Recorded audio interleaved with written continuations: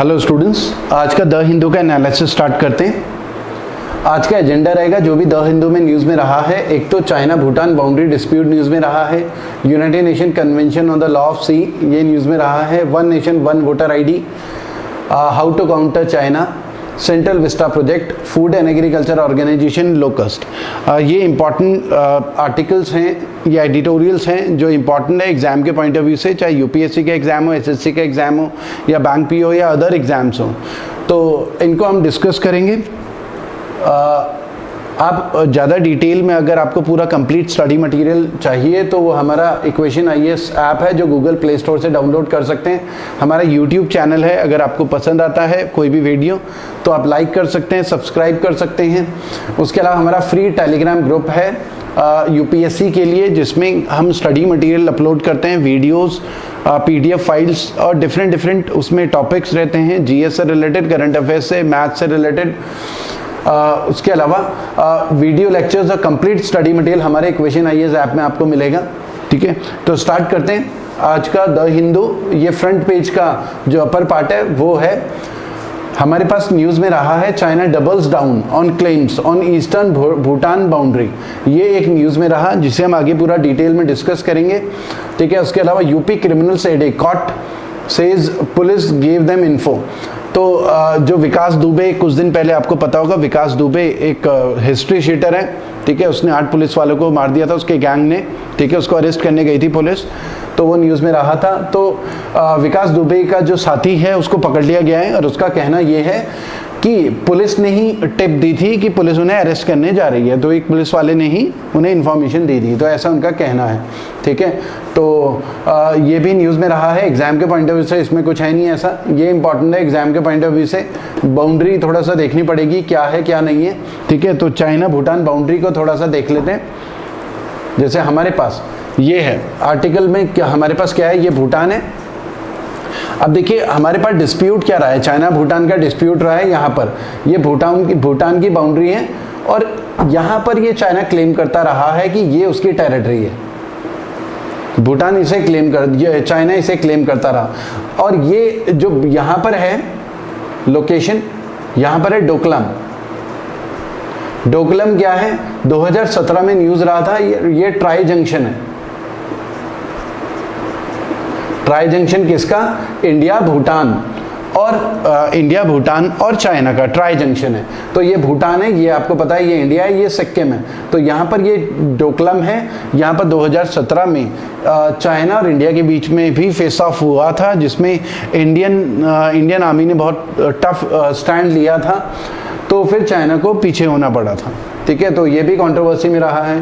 तो चाइना और भूटान का ज़्यादातर डिस्प्यूट यहाँ पर रहा है, मतलब भूटान के वेस्ट की तरफ और भूटान के नॉर्थ की तरफ। और वो जो डिस्प्यूटेड एरिया है ज़्यादातर अभी तक जो भी टॉक्स रही हैं, एक तो जैकेरलुंग पासांगलुंग इन नॉर्थ। ठीक है, ये 2 लोकेशन है नॉर्थ में ऊपर की तरफ, और चुम्बी वैली, वेयर यहाँ पर चुम्बी वैली है, ये कंट्रोवर्सी में रहा है। ठीक है, वेस्ट भूटान और नॉर्थ भूटान, तो भूटान और चाइना के बीच में ज़्यादातर ये डिस्प्यूट में रहा है, ये एक स्ट्रेच। ठीक है, नेगोशिएशंस जो है 2017 के बाद, डोकलाम के बाद यहाँ पर कोई नेगोशिएशंस नहीं हुई हैं।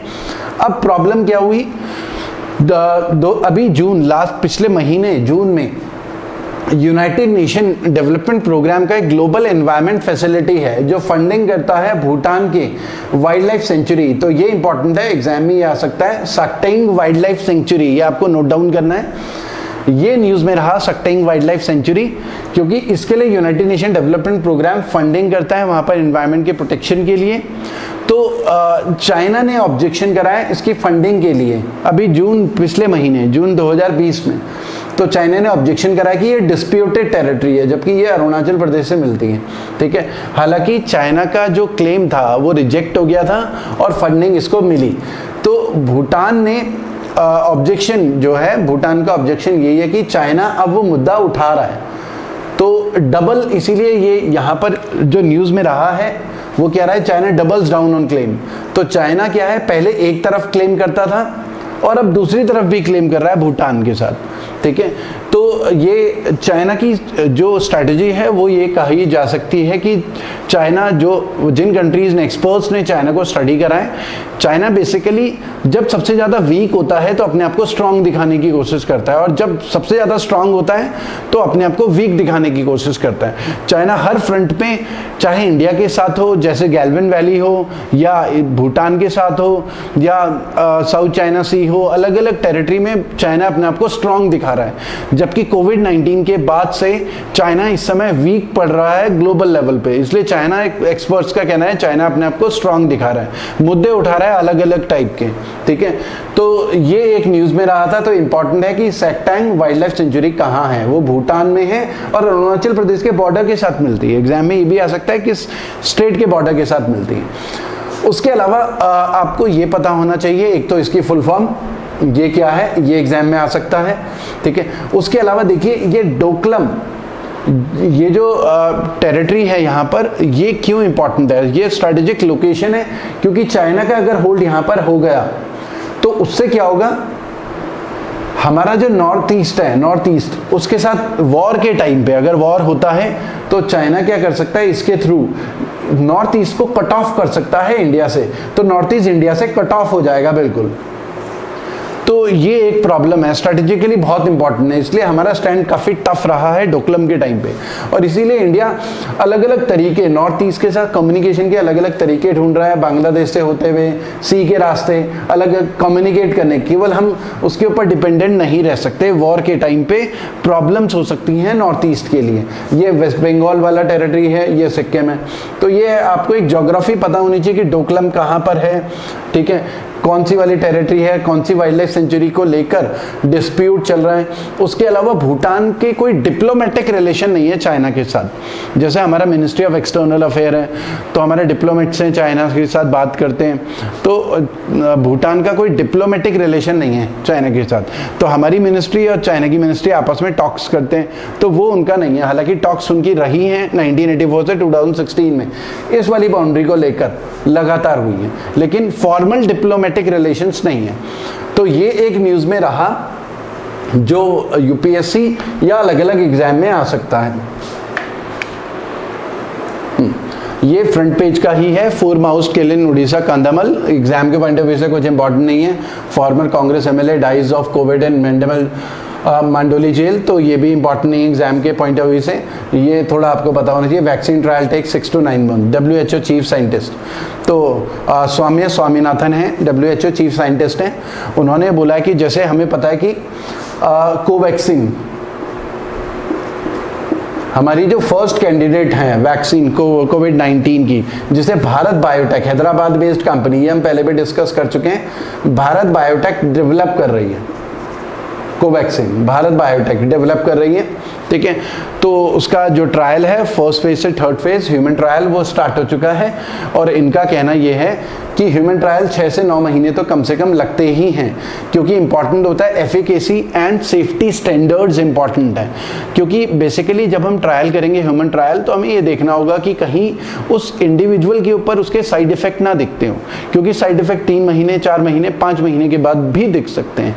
तो जब तक पूरा सेफ हमें ये नहीं पता चल जाता कि ये जो वैक्सीन है ह्यूमन के लिए बिल्कुल सेफ है, तब तक हम इसको पब्लिकली किसी को नहीं दे सकते। तो बहुत इंपॉर्टेंट होता है सेफ्टी एंड एफिकेसी वैक्सीन को लेकर, इसलिए कम से कम 6 से 9 महीने तो ट्रायल्स में लगते ही हैं, ऐसा WHO चीफ साइंटिस्ट का कहना है, ठीक है। तो अभी जैसे हमें पता है कि भारत बायोटेक ने ह्यूमन वैक्सीन का ये जो ह्यूमन ट्रायल स्टार्ट कर दिया वैक्सीन का, तो 6 से 8 महीने 8 महीने 9 महीने कम से कम लगने ही वाले हैं, मतलब ये साल एंड पूरा जाने वाला है इस रिपोर्ट के हिसाब से, तो यही हमें एक नज़र आ रहा है। तो इम्पॉर्टेंट क्या है एग्जाम के पॉइंट ऑफ व्यू से, एक तो आपको कोवैक्सीन पता होनी चाहिए, भारत की, इंडिया की फर्स्ट कोरोना की वैक्सीन है, फर्स्ट कैंडिडेट वैक्सीन है, जिसका भी ह्यूमन ट्रायल चल रहा है, स्टार्ट हो गया है। Bharat biotech Hyderabad based company है जो ये कर रही है, ठीक है। वैसे ग्लोबल लेवल पे अलग अलग जो फार्मास्यूटिकल कंपनी है वो भी ह्यूमन ट्रायल कर रही है, ठीक है। तो ये एक न्यूज में रहा था, ठीक है। उसके अलावा India must not cast anchor in Enrica Lexie. ये एनरिका लेक्सी हम पहले भी डिस्कस कर चुके हैं। एनरिका लेक्सी इटली के शिप का नाम है, जिसमें 2 इटालियन मरीन थे। 2012 में 2 इंडियन फिशरमैन को गोली मारी थी उन्होंने केरला की कोस्ट लाइन के पास, ठीक है। तो वो एक हमारा परमानेंट कोर्ट ऑफ आर्बिट्रेशन में केस चल रहा था, ठीक है, इंडिया और इटली का, क्योंकि इंडिया का कहना ये था कि उन्हें इंडिया में भेजा जाए, यहाँ पर उनके ऊपर केस चलेगा, ट्रायल चलेगा। तो इंडिया के कुछ पॉइंट्स थे, ठीक है, जो कि इन्होंने रिजेक्ट करा इटली के फेवर में। परमानेंट कोर्ट ऑफ आर्बिट्रेशन ने रिजेक्ट करा, इटली के फेवर में वर्डिक्ट दिया, ठीक है। तो उनके ऊपर केस इटली में ही चलेगा और इसमें यही सब लिखा है कि इंडिया ने उस वर्डिक्ट को एक्सेप्ट करा ग्रेसफुली, ठीक है, एज अ रिस्पॉन्सिबल सिटीजन उस वर्डिक्ट को क्योंकि हम यूनाइटेड नेशन कन्वेंशन का पार्ट हैं, तो इसलिए हमने उसे वर्डिक्ट को एक्सेप्ट करा। और अब हमें ये देखना है कि इटली भी अपनी रिस्पॉन्सिबिलिटी पूरी करे और उनके ऊपर प्रॉपर तरीके से वहाँ पर केस चले, ठीक है। अब इसमें एग्जाम में क्या क्या आ सकता है, देखिए एग्जाम में एक तो आ सकता है United Nation Convention on Law of Sea क्या है, ठीक है, एक तो फुल फॉर्म आ सकती है। एनरिका लेक्सी क्या था, इटली के शिप का नाम था, ये आपको आइडिया होना चाहिए। ये इससे पहले मैंने आपसे लास्ट वाले सेशन में होमवर्क भी दिया था, कमेंट बॉक्स में एंटर करना था। अच्छा, आप जो भी ये सेशन देख रहे हैं तो आप कमेंट बॉक्स में अपना नाम और किस स्टेट को आप बिलोंग करते हैं वो ज़रूर लिखें कमेंट बॉक्स में, ठीक है, ताकि हमें पता चले कौन कौन स्टूडेंट कहाँ से देख रहे हैं। उसके अलावा ये जो भी हम कर रहे हैं इसकी PDF आपको मिलेगी। हमारा टेलीग्राम चैनल है, फ्री टेलीग्राम चैनल है, ठीक है, वो आप ज्वाइन करिए, उसमें आपको ये सारी की सारी PDF मिलेगी जिसे आप डाउनलोड कर सकते हैं, ठीक है।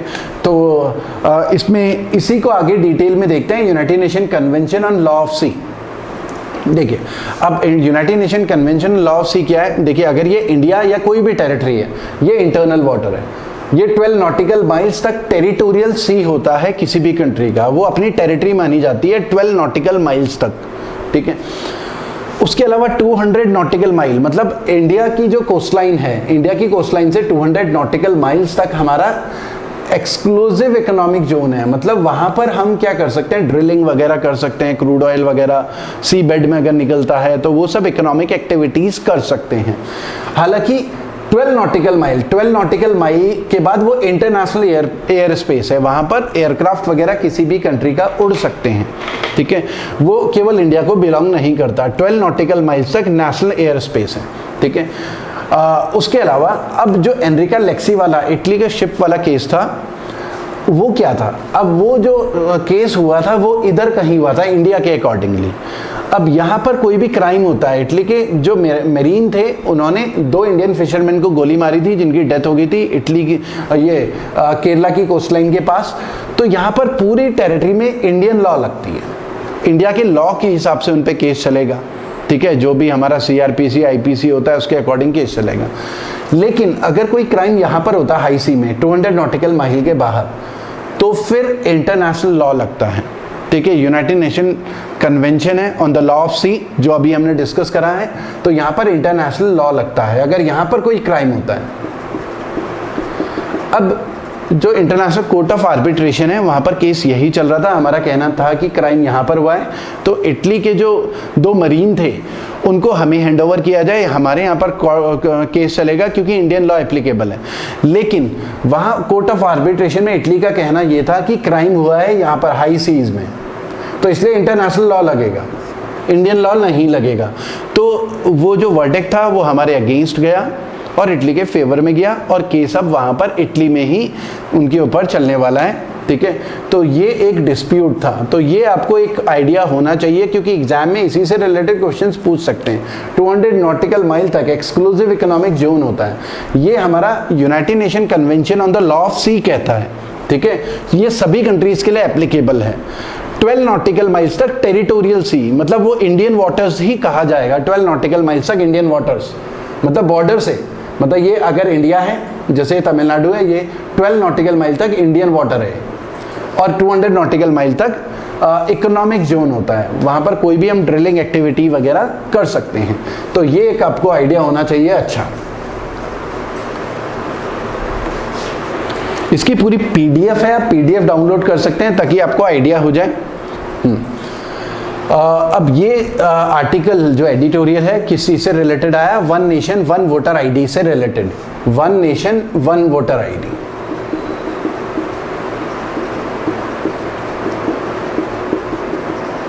One nation one voter ID क्या है? अब देखिए, कोई माइग्रेंट्स वर्कर हैं, बिहार के लोग हैं, वो उत्तराखंड या दिल्ली में मजदूरी करने के लिए आए हुए हैं, तो इलेक्शन के टाइम में वो बिहार में इलेक्शन नहीं दे पाएंगे। एक तो प्रॉब्लम ये है।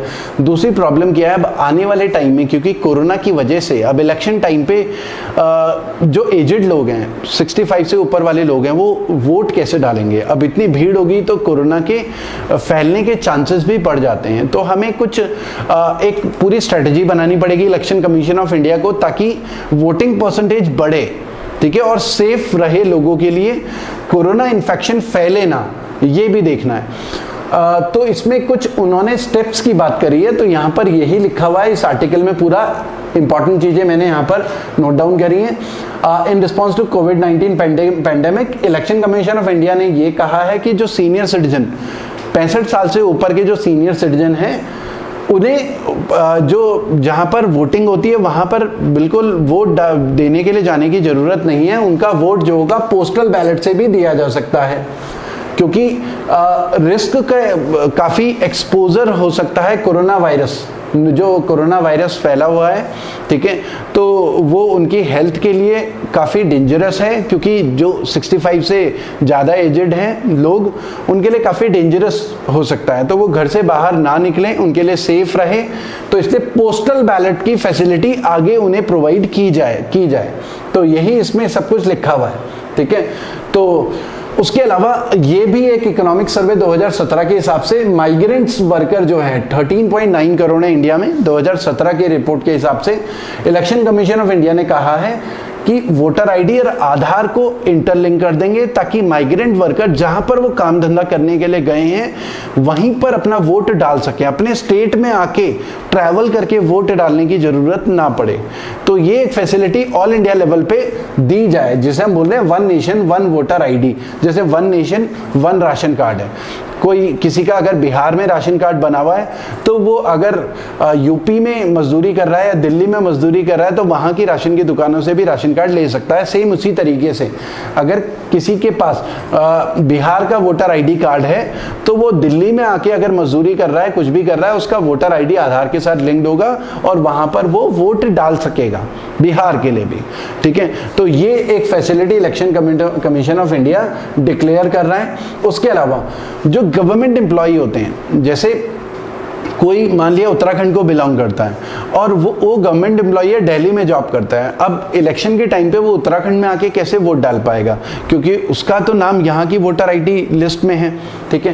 तो अब उनके लिए भी electronically transmitted postal ballot system, ठीक है, ये election commission of India declare कर रहा है। तो बहुत सारी जो है facilities election commission of India पूरा प्लान कर रहा है, एक मॉडल बना रहा है जिसकी वजह से जो माइग्रेंट्स वर्कर हैं, ऐसा ना हो कि वो वोट ना डाल पाएं, या गवर्नमेंट एम्प्लॉयज हैं वो वोट ना डाल पाएं, ठीक है। तो one nation one voter ID के बारे में पूरा का पूरा आर्टिकल है, ठीक है। तो ये जो इंपॉर्टेंट चीजें हैं वो मैंने यहाँ पर नोट डाउन करी है, ठीक है, वो मैंने आपको एक्सप्लेन कर दी। उसके अलावा हाउ टू काउंटर चाइना। अब देखिए, चाइना को काउंटर करना है, जैसे 59 चाइनीज ऐप हमने बैन कर दिए हैं, लेकिन प्रॉब्लम क्या है, हमारी डिपेंडेंसी चाइना के ऊपर ज़्यादा है, चाइना की डिपेंडेंसी कम है हमारे ऊपर। ऐसा ना हो कि हम लॉस में चले जाएं, तो ऐसी स्ट्रेटजी बनानी है कि हम फायदे में रहें, चाइना ज़्यादा नुकसान में रहे, क्योंकि हमारा बहुत ज़्यादा वहाँ से इंपोर्ट्स होते हैं, चाइना से बहुत प्रोडक्ट खरीदते हैं, यहाँ के मार्केट की डिमांड होती है, तो हमें सेल्फ सफिशिएंट बनना है। और इसी में यही सब लिखा हुआ है कि 1987 में नॉमिनल जीडीपी चाइना का और इंडिया का सेम था, लेकिन आज की डेट में देखें तो चाइना का जो जीडीपी का साइज है वो 5 गुना है इंडिया से। इस आर्टिकल में ये सब लिखा हुआ है, और पूरा एक कंप्लीट सीरियस इकोनॉमिक रिफॉर्म्स करने की जरूरत है, ताकि हमारे यहाँ की जो इंडिया की इंडस्ट्रीज हैं उनको इंकरेजमेंट मिले ताकि वो खुद से सारी चीज़ें डेवलप कर सके, मैन्युफैक्चर कर सके, ठीक है, चाइना के ऊपर डिपेंडेंसी कम रहे। तो बड़े इकोनॉमिक रिफॉर्म्स की ज़रूरत है, ठीक है। तो ये इस आर्टिकल में लिखा हुआ है, क्योंकि अभी फिलहाल ऐसा हो सकता है कि हम ज़्यादा नुकसान में चले जाएं, ठीक है। तो यही सब इस आर्टिकल में लिखा है। नेक्स्ट है important central Vista project. Central Vista project basically क्या है, जो हमारी पार्लियामेंट की बिल्डिंग है एग्जिस्टिंग, लोकसभा राज्यसभा, वो 1921 से बनना स्टार्ट हुई थी, 1927 में कंप्लीट हुई थी, ठीक है। तो आप ये कह सकते हैं कि 100 साल से थोड़ा कम, 90 साल, 93 ईयर्स तो हो ही चुके हैं उस बिल्डिंग को, काफ़ी पुरानी बिल्डिंग है, ठीक है। और डिज़ाइन किसने करा था, इंपॉर्टेंट है, Edwin lutein and Herbert baker. तो एग्जाम के पॉइंट ऑफ व्यू से ये इंपॉर्टेंट है, डिज़ाइन किसने करा था और कब पार्लियामेंट बिल्डिंग कंस्ट्रक्ट हुई थी, ये इंपॉर्टेंट है, क्योंकि सेंट्रल विस्टा प्रोजेक्ट क्या है, न्यू पार्लियामेंट बिल्डिंग के कंस्ट्रक्शन को लेकर है। Lok Sabha, Rajya Sabha, prime minister office भी नया बनेगा, सेंट्रल विस्टा प्रोजेक्ट ये है, ठीक है। तो सेंट्रल विस्टा प्रोजेक्ट क्या है, redevelopment of central Vista 3 kilometre long, Rashtrapati Bhavan to India gate, पूरा न्यू पार्लियामेंट बिल्डिंग बनेगी, ठीक है, जिसमें प्राइम मिनिस्टर ऑफिस भी इंक्लूडेड होगा, ठीक है। और ऐसा कहा है कि न्यू पार्लियामेंट बिल्डिंग मार्च 2022 तक बनेगी और कॉमन सेक्रेटरीट बनेगा 2024 तक। अब ये न्यूज़ में क्यों रहा है, क्योंकि कोरोना की वजह से ऐसा क्रिटिसाइज किया जा रहा था कि सेंट्रल विस्टा प्रोजेक्ट को होल्ड में रखा जाए, बाद में बनाया जाए, अभी कोरोना पे ज़्यादा कंसंट्रेट किया जाए, ठीक है। यहाँ जो पैसा खर्च होने वाला है, क्योंकि 922 करोड़ के अराउंड इसमें बजट है, 922 करोड़ इस पार्लियामेंट बिल्डिंग में प्राइम मिनिस्टर ऑफिस में खर्च होने वाले हैं। तो लेकिन गवर्नमेंट ऑफ इंडिया अभी भी सेंट्रल विस्टा प्रोजेक्ट में आगे बढ़ रही है, इसलिए न्यूज़ में है कि आगे बढ़ने की क्या ज़रूरत है, अभी कोरोना में कंसंट्रेट किया जाए, क्योंकि 922 करोड़ का प्रोजेक्ट है, ठीक है। तो ये एक न्यूज़ में रहा है, और ये एक्सपर्ट्स के हिसाब से सेंट्रल विस्टा प्रोजेक्ट इसलिए भी ज़रूरी है क्योंकि न्यू डीलिमिटेशन होना है बाउंड्रीज का, उससे लोकसभा मेंबर्स जो है उनका नंबर बढ़ने वाला है। तो फिर नए जब मेंबर्स आएंगे, क्योंकि अभी तो हमें पता है 545 लोकसभा मेंबर्स हैं, 543 दो नॉमिनेटेड होते हैं। तो अगर आगे डीलिमिटेशन कमीशन के बाद अगर लोकसभा के मेंबर्स 580 होते हैं, एक एग्जांपल ले रहा हूं, तो उसके बाद मेंबर ऑफ पार्लियामेंट के लिए बैठने के लिए जगह भी चाहिए, उनके ऑफिस के लिए भी जगह चाहिए, तो फिर हमें नई बिल्डिंग की ज़रूरत होगी, उसका एक्सपेंशन की ज़रूरत होगी, इसलिए सेंट्रल विस्टा प्रोजेक्ट भी इंपॉर्टेंट है, ठीक है। यहाँ पर एक मेंबर ने जो है पर्सनल ग्राउंड में रेजिग्नेशन दिया है, तो मेंबर का नाम इतना इंपॉर्टेंट नहीं है एग्जाम के पॉइंट ऑफ व्यू से, क्योंकि रेजिग्नेशन दिया तो इसलिए कंट्रोवर्सी में थोड़ा सा आ गया, ठीक है। तो बस आपको एग्जाम के पॉइंट ऑफ व्यू से पता होना चाहिए सेंट्रल विस्टा प्रोजेक्ट क्या है। न्यू पार्लियामेंट बिल्डिंग बनानी है मार्च 2022 तक, और 2024 तक सेंट्रल सेक्रेटरीट बनाना है, ये इंपॉर्टेंट है। 922 करोड़ का प्रोजेक्ट है, ये इंपॉर्टेंट है। और जो एग्जिस्टिंग पार्लियामेंट बिल्डिंग है कब बनना स्टार्ट हुई थी और कब खत्म हुई थी, कंप्लीट हुई थी, ये इंपॉर्टेंट है। डिजाइन किसने करा था, ये इंपॉर्टेंट है, ठीक है। नेक्स्ट आते हैं फूड एंड एग्रीकल्चर ऑर्गेनाइजेशन, इसका हेडक्वार्टर है रोम, इटली, रोम, इटली, ठीक है। लोकस्ट अटैक इंडिया में हुआ है, बहुत सारे लोकस्ट हैं, पाकिस्तान की तरफ से आए हैं। इसकी हिस्ट्री थोड़ा सा समझ लेते हैं। इन्होंने अलर्ट जारी कराया इंडिया के लिए। ये जो है स्टार्ट हुआ था सऊदी अरबिया से। सऊदी अरबिया में क्योंकि क्लाइमेट चेंज की वजह से बारिश बहुत ज़्यादा हुई थी और लेक्स बन गए थे, और जब लेक्स बने थे तो वहाँ पर बहुत सारे